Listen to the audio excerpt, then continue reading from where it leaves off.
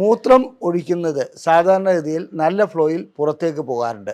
ചില രോഗികൾക്ക് മൂത്രം ഒഴിച്ചു കഴിഞ്ഞാലും വീണ്ടും 2-3 തുള്ളി അല്ലെങ്കിൽ 8-10 തുള്ളി മൂത്രം വീണ്ടും ഒഴിക്കേണ്ടി വരുന്നു.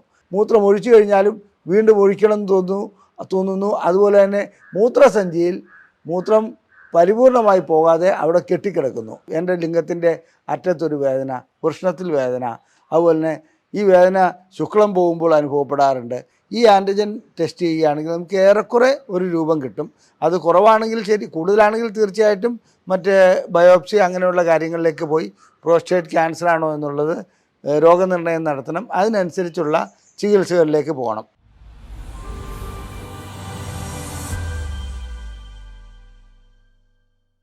ഞാൻ ഡോക്ടർ അജയൻ വർഗീസ്, കോഴിക്കോട് ജില്ലയിൽ കുന്നമംഗലം പന്തീർപ്പാടത്തുള്ള institute of sexual and reproductive medicine എന്ന സ്ഥാപനത്തിൻ്റെ ഡയറക്ടറാണ്.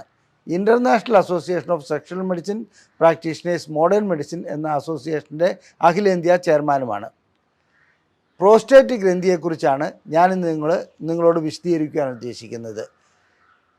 മൂത്രം ഒഴിക്കുന്നത് സാധാരണഗതിയിൽ നല്ല ഫ്ലോയിൽ പുറത്തേക്ക് പോകാറുണ്ട്. ചില രോഗികൾക്ക് മൂത്രം ഒഴിച്ചു കഴിഞ്ഞാലും വീണ്ടും 2-3 തുള്ളി അല്ലെങ്കിൽ 8-10 തുള്ളി മൂത്രം വീണ്ടും ഒഴിക്കേണ്ടി വരുന്നു. അതുപോലെ തന്നെ ഇത്തരം വ്യക്തികൾക്ക് രാത്രി കാലങ്ങളിൽ സുഖമായ ഉറക്കം ലഭിക്കാതെ മൂത്രമൊഴിക്കുവാൻ വേണ്ടി എഴുന്നേൽക്കേണ്ടി വരുന്നു. മറ്റ് വേദനകളൊന്നുമില്ലെങ്കിൽ തന്നെ ഇത്തരം ലക്ഷണങ്ങൾ പ്രോസ്റ്റേറ്റ് ഗ്രന്ഥിയുടെ അസുഖങ്ങളാണ്. ഇതുകൂടാതെ ലിംഗാഗ്രത്തിൽ വേദന വരുന്നു. അതുപോലെ തന്നെ നേരത്തെ ലൈംഗിക ബന്ധത്തിൽ ആവശ്യത്തിന് സമയമുണ്ടായിരുന്ന വ്യക്തികൾക്ക് സമയം ലഭിക്കാതെ വരുന്നു. 8-10 മിനിറ്റ് ലഭിച്ചിരുന്ന വ്യക്തികൾ ഇപ്പോൾ 1-2 മിനിറ്റ്, ചിലപ്പോൾ അതിൽ കുറവായിട്ട് കാണപ്പെടുന്നു. ഇതാണ് പ്രോസ്റ്റേറ്റിനെ ബാധിക്കുന്ന ചില അസുഖങ്ങൾ. രോഗികൾ വേദനയില്ലാതെ തന്നെ അല്ലെങ്കിൽ ഒരു വേദനയും പ്രശ്നങ്ങളും ഇല്ലാതെ തന്നെ മൂത്രതടസ്സം അനുഭവപ്പെടുമ്പോൾ ആദ്യം മനസ്സിലാക്കേണ്ടത് പ്രോസ്റ്റേറ്റ് ഗ്രന്ഥിക്ക് പ്രശ്നങ്ങൾ ഉണ്ടായിക്കൊണ്ടിരിക്കുകയാണെന്നുള്ളതാണ്. ആ പ്രോസ്റ്റേറ്റ് ഗ്രന്ഥിയുടെ പ്രശ്നങ്ങൾ എന്തെല്ലാമാണ്, അതിനെക്കുറിച്ചാണ് ഇന്ന് ഞാൻ വിശദീകരിക്കാൻ പോകുന്നത്. അപ്പോൾ നമുക്ക് ആദ്യമായി ചോദിക്കേണ്ടത്, എന്താണ് ഈ പ്രോസ്റ്റേറ്റ് ഗ്രന്ഥി? പ്രോസ്റ്റേറ്റ് ഗ്രന്ഥി ലളിതമായി പറയുകയാണെങ്കിൽ ഇത് സാധാരണഗതിയിൽ നമ്മുടെ ലൈംഗികതയുമായിട്ട് നേരിട്ട് ബന്ധമില്ലെങ്കിലും ഒരു ലൈംഗിക അവയവത്തിൻ്റെ ഭാഗം തന്നെയാണെന്ന് പറയാം. ആദ്യത്തെ ചോദ്യം, ഇത് എവിടെയാണ് സ്ഥിതി ചെയ്യുന്നത്? പ്രോസ്റ്റേറ്റ് ഗ്രന്ഥി സ്ഥിതി ചെയ്യുന്നത് നമ്മുടെ മൂത്രസഞ്ചിയുടെ താഴെ രക്തത്തിൻ്റെ മുൻവശത്തായിട്ടാണ്.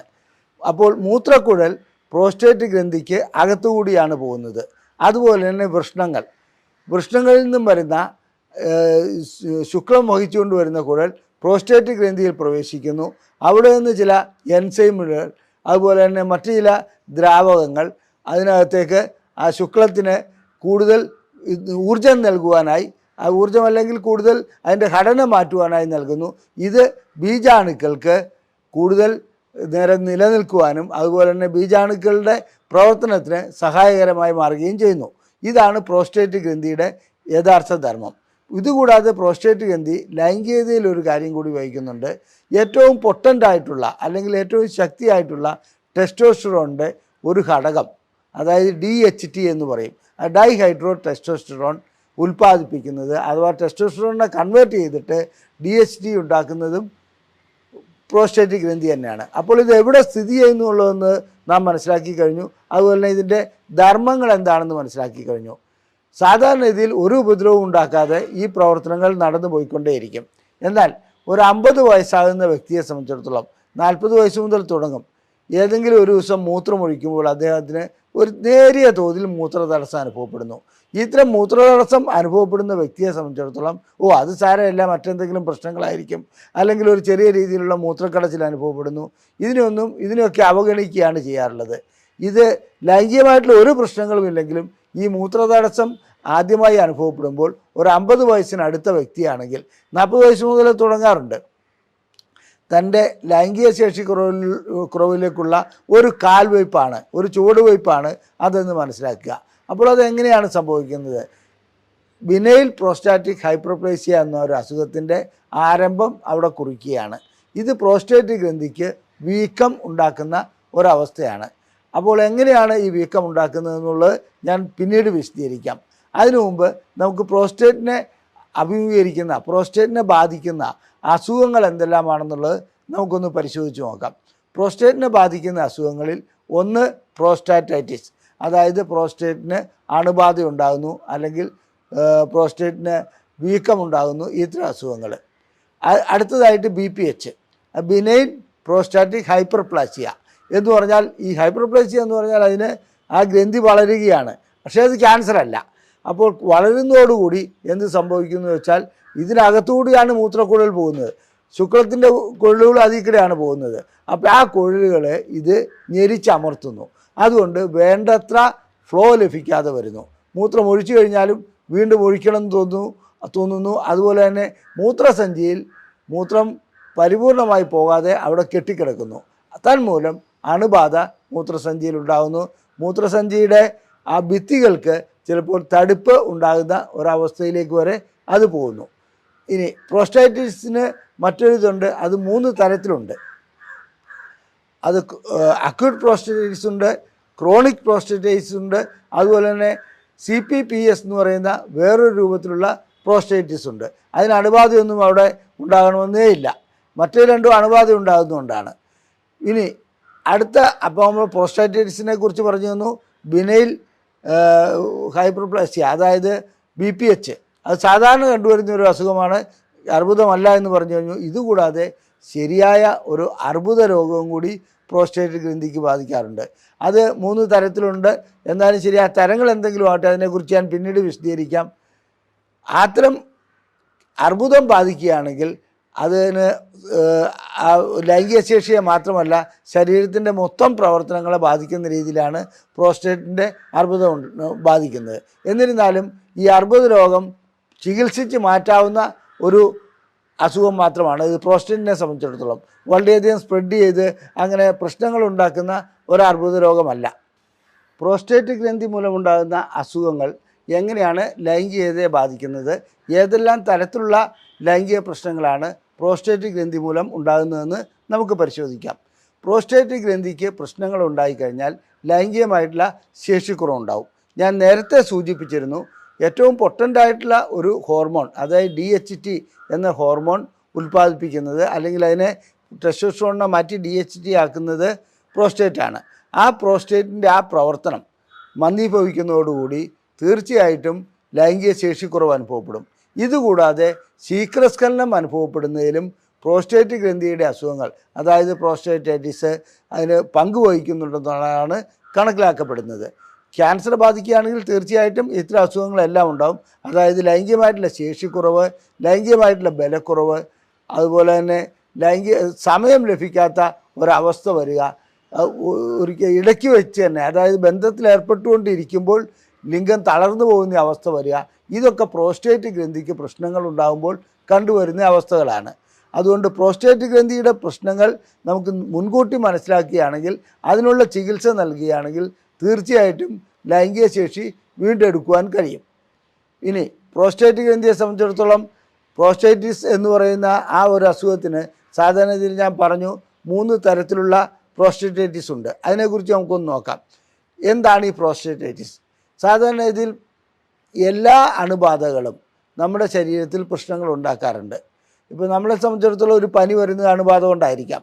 അങ്ങനെ അണുബാധ കൊണ്ട് വരുന്ന ആ അസുഖങ്ങൾക്ക് നാം ആൻറ്റിബയോട്ടിക്കുകൾ നൽകി, അല്ലെങ്കിൽ അതിനുള്ള മറ്റ് ചികിത്സകൾ നൽകി, സപ്പോർട്ടീവ് തെറാപ്പി നൽകി അതിന് പരിഹാരമുണ്ടാക്കുകയാണ് ചെയ്യുന്നത്. ഇവിടെ പ്രോസ്റ്റേറ്റിനെ സംബന്ധിച്ചിടത്തോളം സിപ്രോഫ്ലോക്സാസിൻ അങ്ങനെയുള്ള ഒട്ടനവധി ആൻറ്റിബയോട്ടിക്കുകളുണ്ട്.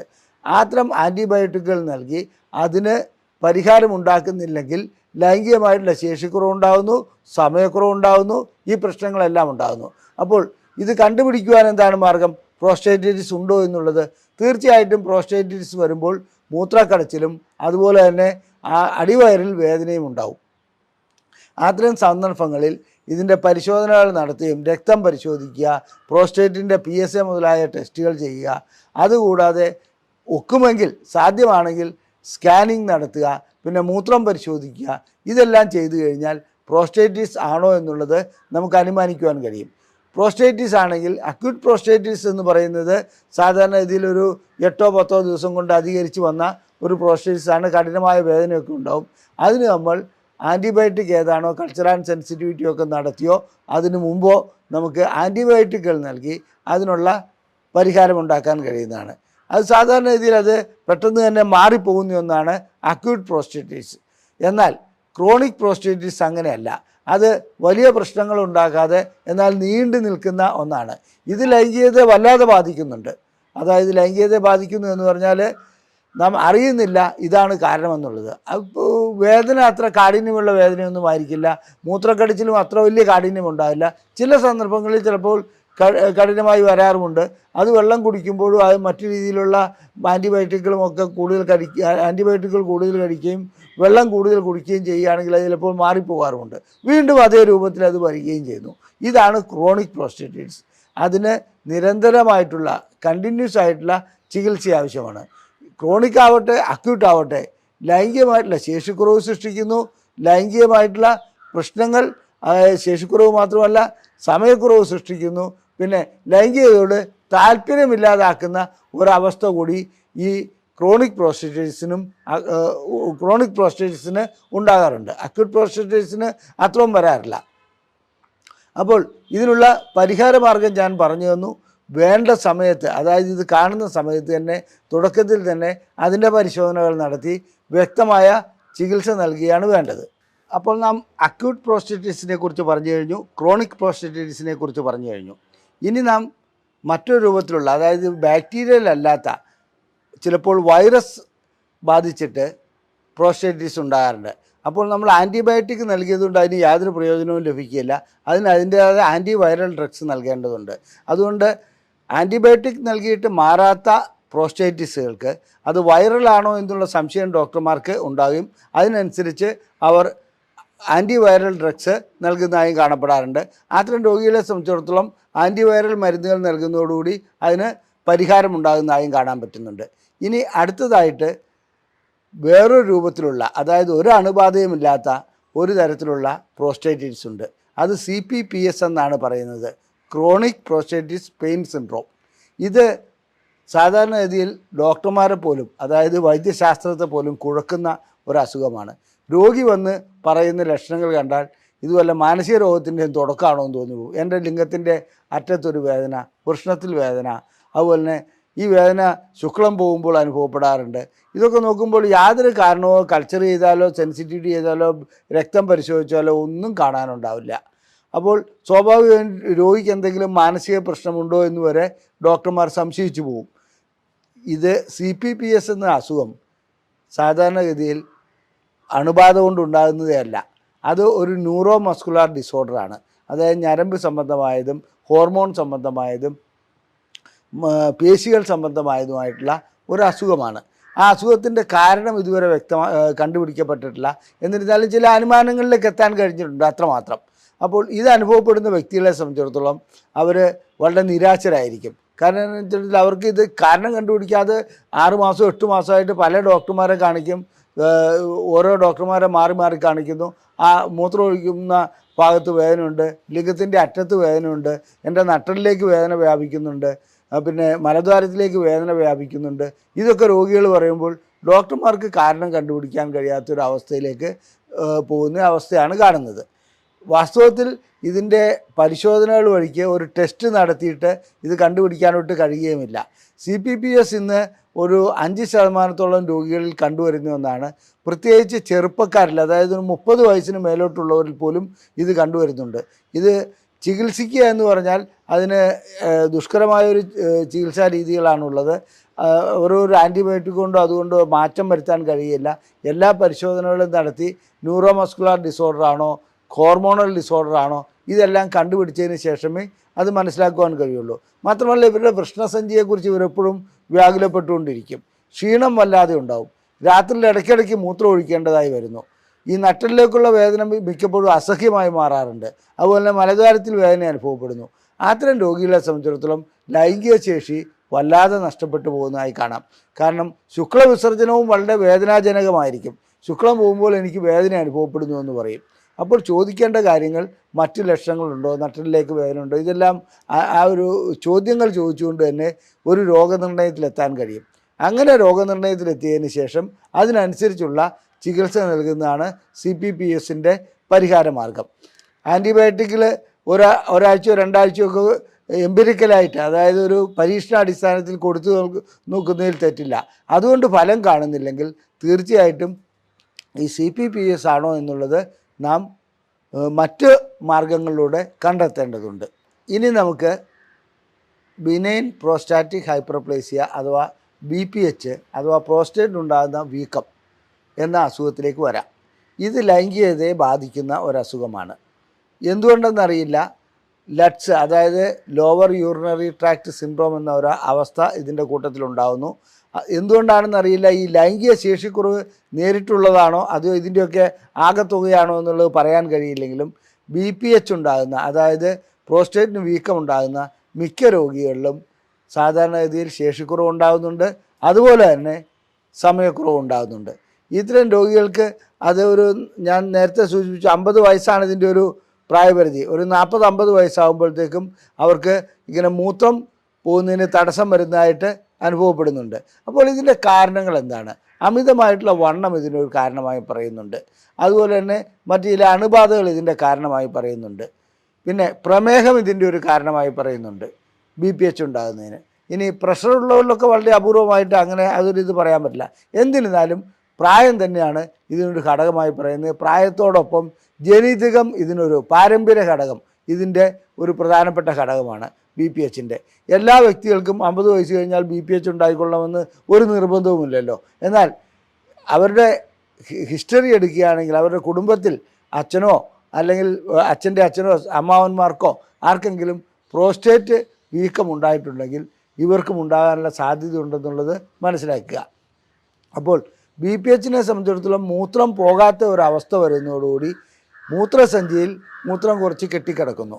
മൂത്രം കുറച്ച് കെട്ടിക്കിടക്കുന്നതോടുകൂടി അവിടെ അണുബാധ ഉണ്ടാകുന്നു. ഈ അണുബാധ ഉണ്ടാകുന്നതോടുകൂടി മൂത്രസഞ്ചിയിൽ കൂടി വരുന്ന ആ നെക്കിൽ കൂടി വരുന്ന ഞരമ്പുകൾക്ക് തകരാറുണ്ടാകുന്നു. അങ്ങനെ ആ ഞരമ്പുകൾക്ക് ഉണ്ടാകുന്നതോടുകൂടി ശേഷിക്കുറവുണ്ടാകുന്നു. അതുപോലെ തന്നെ ലൈംഗികമായിട്ടുള്ള സമയം ലഭിക്കാതെ വരുന്നു. ഇതാണ് BPHൻ്റെ പ്രത്യേകത. BPH ഒരു അർബുദമല്ല, ഒരു ക്യാൻസർ അല്ല. പക്ഷേ എന്നിരുന്നാലും BPHനുള്ള ചികിത്സ നൽകിയില്ലെങ്കിൽ മൂത്രം പോകാത്ത ഒരവസ്ഥ വരികയും അതുപോലെ തന്നെ ട്യൂബ് ഇടേണ്ട അവസ്ഥ വരികയും ഒക്കെ ചെയ്യാറുണ്ട്. അതുകൊണ്ട് BPHനുള്ള ചികിത്സ ഇത് കണ്ടുപിടിക്കുന്നതോടൊപ്പം തന്നെ നൽകുന്നതാണ് ഏറ്റവും ഉത്തമം. ഇനി BPHന് നൽകുന്ന ചികിത്സകൾ ലൈംഗിക ശേഷിക്കുറവിനെ ബാധിക്കുമോ? തീർച്ചയായും ബാധിക്കും. BPHന് നൽകുന്ന ചില ചികിത്സകൾ മിക്കപ്പോഴും ഈ മരുന്നുകൾ DHT എന്ന ഹോർമോണിനെ ഇല്ലാതാക്കുന്ന, അതായത് നമ്മുടെ മുടി കിളിപ്പിക്കാൻ വേണ്ടി ഫിനാസ്ട്രൈഡ് അങ്ങനെയുള്ള മരുന്നുകളൊക്കെ നൽകുന്നുണ്ടല്ലോ, ആ ഗണത്തിൽപ്പെട്ട മരുന്നുകൾ നൽകാറുണ്ട്. ആ എല്ലാ മരുന്നുകളും DHT ഹോർമോൺ അതായത് ഡൈഹൈഡ്രോ ടെസ്റ്റോസ്റ്ററോൺ ഉൽപ്പാദിപ്പിക്കുന്നതിൽ തടസ്സമുണ്ടാക്കുന്നു. അങ്ങനെയാണ് പ്രോസ്റ്റേറ്റിൻ്റെ വലിപ്പം കുറയ്ക്കുന്നത്. അങ്ങനെ വലിപ്പം കുറയ്ക്കുമ്പോൾ ലൈംഗിക ശേഷിക്കുറവ് ഗുളികകൾ, അതായത് അതിനുപയോഗിക്കുന്ന ഗുളികകൾ വഴിക്ക് ഉണ്ടാകുമെന്നുള്ളത് തർക്കമില്ലാത്ത കാര്യമാണ്. ഇനി അത്തരം പ്രശ്നങ്ങളിൽ ചിലപ്പോൾ പ്രോസ്റ്റേറ്റിനെ സർജറി ചെയ്യുകയാണെങ്കിൽ ഇതും ഞരമ്പുകളെ ബാധിക്കാറുണ്ട്. അതായത് പ്രോസ്റ്റേറ്റ് എടുത്തു കളയേണ്ട സർജറിയോ മറ്റോ ചെയ്യുകയാണെങ്കിൽ തീർച്ചയായിട്ടും ഇത് വരുന്നത് അതിൽ കൂടി ഒട്ടനവധി ഞരമ്പുകൾ വരുന്നുണ്ട്. നേഴ്സാണ് ഞാൻ ഉദ്ദേശിക്കുന്നത്, രക്തക്കൊള്ളുകളല്ല. ആ നേഴ്സാണ് ലിംഗത്തിലേക്ക് കണക്ഷൻ നൽകുന്നത്. അങ്ങനെ ലിംഗത്തിലേക്ക് ആ കണക്ഷൻ നൽകുന്നതോടുകൂടി ലിംഗത്തിനുള്ള കണക്ഷൻ ലഭിക്കാതെ പോകുന്നു. അത് സർജറി ചെയ്യുമ്പോൾ മുറിഞ്ഞു പോകുന്നുണ്ട്. തീർച്ചയായിട്ടും ഈ ശസ്ത്രക്രിയാനന്തരം ലൈംഗിക ശേഷിക്കുറവ് അനുഭവപ്പെടുന്ന ഒരവസ്ഥ വരാറുണ്ട്. BPHനുള്ള ചികിത്സ എന്തു തന്നെയായിരുന്നാലും ശരി, അത് അമിത വണ്ണം ഉണ്ടാകാതെ നോക്കുക, പ്രമേഹമുണ്ടെങ്കിൽ അത് നിയന്ത്രിച്ചു പോവുക, ജനിതക ഘടനയുണ്ടെങ്കിൽ തീർച്ചയായിട്ടും അടിക്കടി ഇതിനെ സ്കാൻ ചെയ്യുക, ടെസ്റ്റ് ചെയ്യുക, അത്തരം കാര്യങ്ങൾ ചെയ്യുക, മുൻകൂട്ടി മരുന്നുകൾ നൽകുക. ഇതൊക്കെ നമുക്ക് BPHൻ്റെ കാര്യത്തിൽ ചെയ്യാവുന്ന കാര്യമാണ്. ലൈംഗികമായിട്ടുള്ള ശേഷിക്കുറവ് അനുഭവപ്പെടുകയാണെങ്കിൽ അതിൻ്റെതായ രീതിയിലുള്ള ചികിത്സയിലേക്ക് വരണം. അത് ഞാൻ പിന്നീട് വിശദീകരിക്കുന്നതാണ്. ഇനി നമുക്ക് പ്രോസ്റ്റേറ്റിനെ ബാധിക്കുന്ന ക്യാൻസറിലേക്ക് പോകാം. ഒട്ടനവധി വിഭാഗത്തിൽപ്പെട്ട, അതായത് squamous cell carcinoma, adeno carcinoma, അങ്ങനെ പല വിഭാഗത്തിൽപ്പെട്ട പ്രോസ്റ്റേറ്റ് ക്യാൻസറുകളുണ്ട്. അതുപോലെ തന്നെ വളരെ പെട്ടെന്ന് സ്പ്രെഡ് ചെയ്യപ്പെടുന്ന പ്രോസ്റ്റേറ്റ് ക്യാൻസറുണ്ട്, സാവധാനം സ്പ്രെഡ് ചെയ്യപ്പെടുന്ന പ്രോസ്റ്റേറ്റ് ക്യാൻസറുണ്ട്. പ്രോസ്റ്റേറ്റ് ക്യാൻസർ വരുമ്പോൾ BPHൻ്റെതായ തുടക്കത്തിലുള്ള എല്ലാ ലക്ഷണങ്ങളും ഉണ്ടാവും. കാരണം മൂത്രമൊഴിക്കുന്നതിന് തടസ്സം ഉണ്ടാവും, അതുപോലെ തന്നെ ലൈംഗിക ശേഷി കുറവ് അനുഭവപ്പെടും. ഇതുകൂടാതെ വേദന ചില ഭാഗങ്ങളിൽ നിന്ന് വരും. പിന്നെ രാത്രിയിൽ എഴുന്നേറ്റ് ഇടയ്ക്കിടയ്ക്ക് മൂത്രമൊഴിക്കേണ്ടതായി വരും. ഇങ്ങനെയുള്ള അവസ്ഥകൾ BPHനുണ്ടാകുന്ന അതേ അവസ്ഥകൾ തന്നെ ഈ ക്യാൻസറിനും ഉണ്ടാകും. അതുകൊണ്ട് പ്രോസ്റ്റേറ്റ് ക്യാൻസർ ആണോ എന്ന് അറിയുവാൻ ഒരു പ്രധാനപ്പെട്ട ടെസ്റ്റുണ്ട്, PSA, അതായത് പ്രോസ്റ്റേറ്റ് സ്പെസിഫിക് ആൻറ്റിജൻ. ഈ ആൻറ്റിജൻ ടെസ്റ്റ് ചെയ്യുകയാണെങ്കിൽ നമുക്ക് ഏറെക്കുറെ ഒരു രൂപം കിട്ടും. അത് കുറവാണെങ്കിൽ ശരി, കൂടുതലാണെങ്കിൽ തീർച്ചയായിട്ടും മറ്റ് ബയോപ്സി അങ്ങനെയുള്ള കാര്യങ്ങളിലേക്ക് പോയി പ്രോസ്റ്റേറ്റ് ക്യാൻസർ ആണോ എന്നുള്ളത് രോഗനിർണയം നടത്തണം. അതിനനുസരിച്ചുള്ള ചികിത്സകളിലേക്ക് പോകണം. ഞാൻ പറഞ്ഞു പ്രോസ്റ്റേറ്റ് ക്യാൻസർ തീർച്ചയായിട്ടും മറ്റ് ലിവറിന് ബാധിക്കുന്ന ക്യാൻസർ പോലെ അത്ര അപകടകാരിയല്ല എന്ന് ചികിത്സിച്ച് മാറ്റാൻ കഴിയുന്നതാണ്. എന്നിരുന്നാലും ഇത് ലൈംഗികതയെ സാരമായി ബാധിക്കുന്നുണ്ട്. ചികിത്സാനന്തരം ചിലപ്പോൾ ലൈംഗിക ശേഷി വീണ്ടെടുക്കാൻ കഴിയാത്ത അവസ്ഥയിലേക്കും അത് പോകാറുണ്ട്. കാരണം പ്രോസ്റ്റേറ്റിനുള്ള ചികിത്സയിൽ 3 തരത്തിലുള്ള, പ്രോസ്റ്റേറ്റ് ക്യാൻസറിനുള്ള ചികിത്സയിൽ 3 തരത്തിലുള്ള ചികിത്സയാണ് ചെയ്യാറുള്ളത്. 1 സർജറി ചെയ്യുന്നു, 2 കീമോതെറാപ്പി ചെയ്യുന്നു, 3 റേഡിയേഷൻ ചെയ്യുന്നു. ഈ സർജറി ചെയ്യുന്നതോടുകൂടി അവിടെയുള്ള ഞരമ്പുകൾക്കെല്ലാം തന്നെ പ്രശ്നങ്ങളുണ്ടാകുന്നു, ഞരമ്പുകൾ മുറിഞ്ഞു പോകുന്നു. അത് ഞാൻ നേരത്തെ സൂചിപ്പിച്ചിരുന്നു. അതുകൊണ്ട് തന്നെ ലൈംഗിക ശേഷിക്കുറവ് അനുഭവപ്പെടുന്നതായി കാണാം. ഇന്ന് റോബോട്ടിക് സർജറിയൊക്കെ നിലവിൽ വന്നിട്ടുണ്ട്. എന്നിരുന്നാലും ഞരമ്പുകൾക്ക് ക്ഷതമേക്കാതെ ഇത് മാത്രമായി, അതായത് പ്രോസ്റ്റേറ്റിനെ മാത്രമായി നീക്കം ചെയ്യുന്ന ഒരു ശസ്ത്രക്രിയ പരിപൂർണമായി വിജയിച്ചിട്ടില്ല. എന്നാലും വിദഗ്ധമായ ചില സമ്പ്രദായങ്ങൾ ഇന്ന് നിലവിൽ വന്നിട്ടുണ്ട്. പ്രോസ്റ്റേറ്റ് രോഗികളെ സംബന്ധിച്ചിടത്തോളം അവരുടെ ലൈംഗികത നഷ്ടപ്പെടുത്താതെ അതായത് സർജറി ചെയ്യുന്ന ചില മെത്തേഡുകൾ, ചില രീതികൾ റോബോട്ട്സിൻ്റെ സഹായത്തോടു കൂടി ഇന്ന് നിലവിൽ വന്നിട്ടുണ്ട്. അത് അത്രത്തോളം അങ്ങ് വിജയിച്ചിട്ടില്ലെങ്കിൽ കൂടി ഇത് നമുക്കൊരു ഭാവിയിലൊരു അത് പ്രതീക്ഷിക്കാവുന്ന കാര്യമാണ്. നമുക്കൊരു വാഗ്ദാനമാണ് നൽകുന്നുണ്ടത്. ഇനി അടുത്തത് റേഡിയേഷൻ തെറാപ്പിയാണ്. ഈ റേഡിയേഷൻ തെറാപ്പി നൽകുന്നതോടുകൂടി തീർച്ചയായിട്ടും അതിനോടനുബന്ധിച്ചുള്ള ഞരമ്പുകൾക്കും മറ്റ് അവയവങ്ങൾക്കും, അതായത് അതിനോടനുബന്ധിച്ചുള്ള ബ്ലാഡർ, റെക്ടം, ഇതിനൊക്കെ ചിലപ്പോൾ പ്രശ്നങ്ങൾ ഉണ്ടാകാറുണ്ട്. സ്പെസിഫിക്കായിട്ട് നൽകുകയാണെങ്കിൽ അങ്ങനെ ഉണ്ടാകാറില്ലെങ്കിൽ കൂടി ഇത് പ്രശ്നമുള്ള ഒരു കാര്യമാണ്. ഇനി റേഡിയേഷൻ തെറാപ്പി കൊണ്ട് തീർച്ചയായിട്ടും ഇതൊക്കെ കൊണ്ട് തന്നെ ഈ ഞരമ്പുകളെ ബാധിക്കുന്നതുകൊണ്ട് തന്നെ, അതുപോലെ തന്നെ പ്രോസ്റ്റേറ്റിന് ഈ റേഡിയേഷൻ നൽകുന്നതോടുകൂടി വൃഷ്ണങ്ങൾക്ക് ടെസ്റ്റോസ്റ്ററോൺ ഉൽപ്പാദിപ്പിക്കാനുള്ള കഴിവില്ലാതാകുന്നു, അത് ചുരുങ്ങിപ്പോകുന്നു. ഇത്തരം അവസ്ഥകളൊക്കെ ഉണ്ടാകാറുണ്ട്. അപ്പോൾ റേഡിയേഷൻ ചികിത്സ നൽകുന്നതോടുകൂടി ലൈംഗിക ശേഷി നഷ്ടപ്പെടുന്നത് പ്രോസ്റ്റേറ്റ് ക്യാൻസറിൻ്റെ കാര്യത്തിൽ സ്വാഭാവികമാണ്. ഇനി കെമിക്കൽ തെറാപ്പി, അതായത്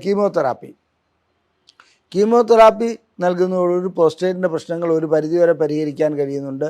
ഇത് 3 ചികിത്സയും ചിലപ്പോൾ നടത്തേണ്ടി വരാറുണ്ട്. എന്നാൽ കീമോതെറാപ്പിക്കുമുള്ള പ്രശ്നം ഇത് തന്നെയാണ്, ലൈംഗിക ശേഷിക്കുറവ് അതിൻ്റെ കൂടപ്പിറപ്പാണ്. കാരണം ഈ നൽകുന്ന മരുന്നുകൾ തീർച്ചയായിട്ടും ടെസ്റ്റോസ്റ്ററോൺ ഉൽപ്പാദനത്തെ ബാധിക്കാറുണ്ട്, അതുപോലെ തന്നെ ശരീരത്തിൻ്റെ മറ്റവസ്ഥകളെ ബാധിക്കാറുണ്ട്, ശാരീരികമായി ക്ഷീണമുണ്ടാക്കാറുണ്ട്. ഇതെല്ലാം കഴിയുന്നതോടുകൂടി ലൈംഗികമായിട്ടുള്ള ശേഷിക്കുറവ് അനുഭവപ്പെടും. അപ്പോൾ പ്രോസ്റ്റേറ്റ് ക്യാൻസറിന് ഓപ്പറേഷൻ ചെയ്താലും ശരി, റേഡിയോതെറാപ്പി ചെയ്താലും ശരി, കീമോതെറാപ്പി ചെയ്താലും ശരി, ലൈംഗികമായിട്ടുള്ള ശേഷിക്കുറവ് അവിടെ ഉടലെടുക്കുന്നുണ്ട്. ഇനി നമുക്ക് ലൈംഗികമായിട്ടുള്ള ശേഷിക്കുറവ് എടുത്ത ഇത്തരം രോഗികൾക്ക് ഒരു റീഹാബിലിറ്റേഷൻ നടത്താൻ കഴിയുമോ, അതായത് വീണ്ടും ലൈംഗികമായിട്ടുള്ള ഇത് വീണ്ടെടുക്കാൻ കഴിയുമോ എന്നുള്ളത് നമുക്ക് ചിന്തിക്കാവുന്ന കാര്യമാണ്. അതിൻ്റെ മെത്തേഡുകളെക്കുറിച്ച് ഞാൻ വിശദീകരിക്കുന്നതാണ്. ഈ കൂട്ടത്തിൽ തന്നെ പ്രോസ്റ്റേറ്റിൻ്റെ ക്യാൻസറിനുള്ള ഒരു ചികിത്സയിൽ, അല്ലെങ്കിൽ BPHനൊക്കെയുള്ള ചികിത്സയിൽ ADT എന്ന ഒരു ചികിത്സാ സമ്പ്രദായമുണ്ട്, ആൻറ്റിജൻ ഡിപ്രിസിയേഷൻ തെറാപ്പി. ഒന്നുമില്ല, ടെസ്റ്റോസ്റ്ററോണിൻ്റെ അളവ് കുറയ്ക്കുകയാണ് അത് ചെയ്യുന്നത്. അപ്പോൾ അങ്ങനെ അളവ് കുറയ്ക്കുന്നതുകൊണ്ട് പ്രോസ്റ്റേറ്റിൻ്റെ വലിപ്പം കുറയുന്നു. ആ രീതിയിലുള്ള ഒരു ചികിത്സാ മാർഗം ഉപയോഗിക്കാറുണ്ട്. ദൗർഭാഗ്യകരമെന്ന് പറയട്ടെ, ആ ചികിത്സ വഴിക്ക് ലൈംഗിക ശേഷി പരിപൂർണമായും നഷ്ടപ്പെടുന്നതായും കണ്ടുവരുന്നുണ്ട്. കാരണം ടെസ്റ്റോസ്റ്ററോൺ ലൈംഗികതയ്ക്ക് അത്യാവശ്യ ഘടകമാണ്. എന്നാൽ ഒരു വ്യക്തിയുടെ ജീവൻ രക്ഷിക്കുവാനും മറ്റു കാര്യങ്ങൾക്കും ഇത് വളരെയധികം ഉപകാരപ്പെടുന്ന ഒരു സംഭവമാണ്. ഇനി നമുക്ക് പ്രോസ്റ്റേറ്റ് രോഗങ്ങളുള്ളവർക്ക് എന്തെല്ലാം ചികിത്സകളാണ് നൽകുന്നത്, അതുപോലെ തന്നെ അതിന് ഏതെല്ലാം മാർഗങ്ങളിലേക്കാണ് പോകുന്നത്, അവർക്ക് ലൈംഗികമായിട്ടുള്ള അവരുടെ പ്രശ്നങ്ങൾ വീണ്ടെടുക്കാൻ കഴിയുമോ എന്നുള്ളതാണ്. ഞാൻ തുടക്കത്തിൽ സൂചിപ്പിച്ചു, സാധാരണ രീതിയിലുള്ള പ്രോസ്റ്റേറ്റിസ് ആണെങ്കിൽ അതിന് ആൻറ്റിബയോട്ടിക്കുകൾ കൊണ്ട് ചികിത്സ നടത്താം. അതുപോലെ തന്നെ മറ്റു രീതിയിലുള്ള ക്രോണിക് പ്രോസ്റ്റേറ്റിസ് ആണെങ്കിൽ അതിൻ്റേതായ പരിശോധനകൾ നടത്തി ഏതാണോ റെസിസ്റ്റൻ്റ് ആയിട്ടുള്ള ബാക്ടീരിയ അല്ലെങ്കിൽ അണു എന്നുള്ളത് കണ്ടുപിടിച്ചിട്ട് അതിനുള്ള ചികിത്സകൾ നടത്താൻ കഴിയും. ഈ രണ്ട് പ്രശ്നങ്ങൾക്കും ആൻറ്റിബയോട്ടിക് കൊണ്ടുള്ള ചികിത്സ മാത്രമേ സാധ്യമാകുന്നുള്ളൂ, അതിൻ്റെ ആവശ്യമേ ഉള്ളൂ. ഇനി അടുത്തത് CPPS എന്നുള്ള രോഗം ഡോക്ടർമാരെ കൊടുക്കുന്നതെന്നാണെന്ന് ഞാൻ പറഞ്ഞു. അതിനെ സംബന്ധിച്ചിടത്തോളം അതിൻ്റേതായ ചികിത്സ പല രൂപത്തിലുണ്ട്. അത് അല്പം കോംപ്ലിക്കേറ്റഡ് ആണ്. അതുകൊണ്ട് ഞാനിവിടെ അത് കൂടുതലായി വിശദീകരിക്കുവാൻ നിൽക്കുന്നില്ല. ഇനി BPHന് നൽകുന്നത് തീർച്ചയായിട്ടും ടെസ്റ്റോസ്റ്ററോൺ ലെവൽ കുറയ്ക്കുന്ന ചില മരുന്നുകളാണ്. ആ മരുന്നുകളെല്ലാം തന്നെ ലൈംഗിക ശേഷിക്കുറവ് ഉണ്ടാക്കുന്നതാണ്. എന്നിരുന്നാലും താൽക്കാലികമായി ലൈംഗിക ശേഷിക്കുറവ് ഉണ്ടാക്കുന്നുണ്ടെങ്കിൽ കൂടി പ്രശ്നം പരിഹരിക്കേണ്ടതുണ്ടല്ലോ. അതുകൊണ്ട് പ്രോസ്റ്റേറ്റ് രോഗം വരാതെ നോക്കുക എന്നുള്ളതാണ് ഏറ്റവും നല്ല കാര്യമെന്ന് ഇവിടെ സൂചിപ്പിക്കട്ടെ, BPHും മറ്റും. ഇനി അതിനുശേഷം പ്രോസ്റ്റേറ്റ് ക്യാൻസർ വന്നു കഴിഞ്ഞാൽ തീർച്ചയായിട്ടും ചിലപ്പോൾ പ്രോസ്റ്റേറ്റ് ഗ്രന്ഥി നീക്കം ചെയ്യേണ്ടി വരാറുണ്ട്. അല്ലെങ്കിൽ റേഡിയോതെറാപ്പി ചെയ്യുന്നു, കീമോതെറാപ്പി ചെയ്യുന്നു. ഇതെല്ലാം കഴിഞ്ഞു വരുന്ന ഒരു രോഗിക്ക് ലൈംഗികമായിട്ടുള്ള ചികിത്സ നൽകി അവർക്ക് വീണ്ടും ഉത്തേജനം ഉണ്ടാക്കാൻ കഴിയുമോ എന്നുള്ളതാണ് ചോദിക്കുന്നത്. അതിനിടയ്ക്ക് ഈ സർജറിയൊക്കെ ചെയ്തു കഴിഞ്ഞാൽ സാധാരണ ഇതിൽ മൂത്രം പോകുമ്പോൾ അതായത് ഉള്ള തടസ്സമൊക്കെ നീങ്ങിക്കിട്ടുമെങ്കിലും ശുക്ലവിസർജനത്തിൽ ശുക്ലം ചിലപ്പോൾ ലിംഗത്തിൽ കൂടി പുറത്തേക്ക് വരാതെ യൂറിനറി ബ്ലാഡറിലേക്ക് അഥവാ മൂത്രസഞ്ചിയിലേക്ക് തിരിച്ചു പോകുന്ന ഒരവസ്ഥ വരാറുണ്ട്. അതിന് റിട്രോഗ്രേഡ് ഇജാക്കുലേഷൻ എന്നാണ് പറയുന്നത്. അതായത് അവർക്ക് ഡ്രൈ ഓർഗാസമാണ് ഉണ്ടാകുക. അവരെ സംബന്ധിച്ചിടത്തോളം ശുക്ലം പുറത്തേക്ക് പോകുമ്പോൾ അവർക്ക് അനുഭൂതി ലഭിക്കും, പക്ഷേ ശുക്ലം ഒട്ടും പുറത്തേക്ക് വരില്ല, അത് നേരെ മൂത്രസഞ്ചിയിലേക്ക് പോകുന്നു. അത് ശസ്ത്രക്രിയ ചെയ്തതിന് ശേഷം കൂടുതലായി കാണപ്പെടുന്നുണ്ട്. അതിനുള്ള പരിഹാര മാർഗം അത്ര എളുപ്പമുള്ളതല്ല. ഇനി മറ്റൊരു കാര്യം, ഇത് മൂത്രം പരിശോധിക്കുകയാണെങ്കിൽ ഇതിനകത്ത് ശുക്ലം വന്നിട്ടോ ബീജാണുക്കളുണ്ടോ എന്ന് നോക്കി അത് നമുക്ക് മനസ്സിലാക്കുവാൻ കഴിയാറുണ്ട്. ഇനി ഈ ശസ്ത്രക്രിയ ചെയ്ത വ്യക്തികൾക്ക്, അതായത് റേഡിയോതെറാപ്പി ചെയ്ത വ്യക്തികൾക്ക് അല്ലെങ്കിൽ കീമോതെറാപ്പി ചെയ്ത വ്യക്തികൾക്ക് വീണ്ടും ലൈംഗിക ജീവിതം ആസ്വദിക്കാൻ കഴിയുമോ എന്നുള്ളത് ഒരു പ്രധാനപ്പെട്ട ചോദ്യമാണ്. അതിന് ചിലരെ സംബന്ധിച്ചിടത്തോളം അതായത് PD5 ഇൻഹിബിറ്റേഴ്സ്, അതായത് വയാഗ്ര പോലെയുള്ള ഗുളികകൾ ഫലം ചെയ്ത് കാണുന്നുണ്ട്, വളരെ അപൂർവമാണെങ്കിൽ കൂടി. എന്നാൽ ചിലർക്ക് ഇൻട്രാകാവേണസ് ഇഞ്ചക്ഷൻ, ലിംഗത്തിലേക്ക് ഒരു ഇഞ്ചക്ഷൻ വയ്ക്കുന്നുണ്ട്. 3 ഘടകങ്ങളടങ്ങിയ ഒരു ഇഞ്ചക്ഷനാണത്. അത് വയ്ക്കുന്നതോടുകൂടി അവർക്ക് ലിംഗം ഉയർന്നു വരുന്നതായി കാണുന്നുണ്ട്. എന്നിരുന്നാലും കൂടുതലായും ഇത്തരം വ്യക്തികൾക്ക് ഇംപ്ലാന്റ് ശസ്ത്രക്രിയ ചെയ്യുന്നതാണ് നന്നായി കാണുന്നത്, അത് പ്രയോജനം ലഭിക്കുന്നതായി കാണുന്നത്. അതല്ലാതെ മറ്റു മാർഗങ്ങൾ അതിനകത്തില്ല. ഞാനിവിടെ വിശദീകരിച്ചത് പ്രോസ്റ്റേറ്റ് ഗ്രന്ഥിയും അതിനെ ബാധിക്കുന്ന അസുഖങ്ങളും അതെങ്ങനെ ലൈംഗികതയെ ബാധിക്കുന്നു എന്നുള്ളതുമാണ്. നിങ്ങൾക്ക് ലൈംഗികമായിട്ടുള്ള ഏതെങ്കിലും അസുഖമോ പ്രശ്നങ്ങളോ ഉണ്ടെങ്കിൽ ഞങ്ങളതിനുള്ള ചികിത്സ നൽകുന്നുണ്ട്. ഏത് രൂപത്തിലുള്ളതാകട്ടെ, ശേഷിക്കുറവാവട്ടെ, സമയക്കുറവാകട്ടെ, ലിംഗത്തിൻ്റെ മറ്റ് പ്രശ്നങ്ങളാവട്ടെ, ലിംഗത്തിൽ അനുഭവപ്പെടുന്ന വേദനയാകട്ടെ, ഇതിനെല്ലാമുള്ള ചികിത്സ ഞങ്ങൾ നൽകുന്നുണ്ട്. സ്ത്രീകൾക്കാകട്ടെ പുരുഷന്മാർക്കാകട്ടെ ലൈംഗികമായിട്ടുള്ള എന്ത് പ്രശ്നമാകട്ടെ അതിനുള്ള ചികിത്സ നൽകുന്ന ഒരു സ്ഥാപനമാണ് ISRM. കോഴിക്കോട് ജില്ലയിൽ കുന്ദമംഗലം പന്തീർപ്പാടത്താണ് ഇത് സ്ഥിതി ചെയ്യുന്നത്. ഞങ്ങളുടെ നമ്പർ ഇവിടെ നൽകിയിട്ടുണ്ട്. അതിൽ നിങ്ങൾക്ക് ഫോൺ ചെയ്ത് ബുക്ക് ചെയ്യാവുന്നതാണ്. എന്തെങ്കിലും പ്രശ്നങ്ങൾ അറിയുവാനാണെങ്കിൽ, എന്തെങ്കിലും സംശയങ്ങൾ ചോദിക്കുവാനാണെങ്കിൽ അതിൽ വാട്സപ്പ് ചെയ്യുകയാണെങ്കിൽ ഞങ്ങളതിന് 1-2 ദിവസത്തിനുള്ളിൽ മറുപടി നൽകുന്നതാണ്. ഇത്തരം ചികിത്സകൾ മറച്ചു വയ്ക്കേണ്ട ഒന്നല്ല. ലൈംഗികമായിട്ടുള്ള പ്രശ്നങ്ങൾ വരുമ്പോൾ സ്വാഭാവികമായിട്ടും ആളുകൾ ജാള്യത മൂലം അത് മറച്ചു വയ്ക്കാറുണ്ട്. അത് പ്രശ്നങ്ങൾ കൂടുതൽ വഷളാക്കുകയുള്ളൂ. മാത്രമല്ല, തുടക്കത്തിൽ കാണുന്ന ആ അത്തരം പ്രശ്നങ്ങൾ, ശേഷിക്കുറവ്, സമയമില്ലായ്മ, ഇത്തരം പ്രശ്നങ്ങൾ അനുഭവപ്പെടുമ്പോൾ തന്നെ അതിന് ചികിത്സ നൽകുകയാണെങ്കിൽ നമുക്ക് പ്രോസ്റ്റേറ്റ് ഗ്രന്ഥിയെ മാത്രമല്ല അതുപോലെ തന്നെ അത് പടർന്നു പിടിച്ച് മറ്റ് അസുഖങ്ങളിലേക്ക് പോകുന്നതിനെ കൂടി തടയാൻ കഴിയുമെന്നുള്ളത് ഞാനിവിടെ സൂചിപ്പിച്ചു കൊള്ളട്ടെ. നന്ദി, നമസ്കാരം.